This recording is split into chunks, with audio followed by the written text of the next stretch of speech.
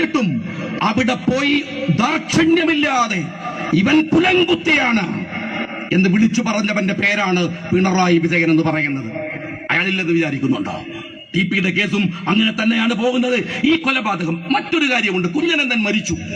കുഞ്ഞനന്ദൻ മരിച്ചപ്പോ ഞാൻ പറയട്ടെ, നിങ്ങൾ അതിന്റെ പേരിൽ തൂക്കി കൊല്ലാൻ പറ്റുമെങ്കിൽ തൂക്കിക്കൊല്ല്, എനിക്കൊരു ആക്ഷേപമില്ല. പക്ഷെ ഞാൻ പറയുന്നു, കുഞ്ഞനന്ദൻ മരിച്ചത് എങ്ങനെയാണ്? കുഞ്ഞനന്ദൻ മരിച്ചത് ഭക്ഷ്യവിഷബാധയെ തുടർന്നാണ്. ഭക്ഷ്യവിഷബാധയെ തുടർന്ന്. എന്നാൽ കുഞ്ഞനന്ദനെ മാത്രം നിങ്ങൾ നോക്കിയാൽ പോരാ. കണ്ണൂരിലെ എല്ലാ രാഷ്ട്രീയ കൊലപാതകങ്ങളിലും കൊന്നവർ കൊല്ലപ്പെട്ടിട്ടുണ്ട്.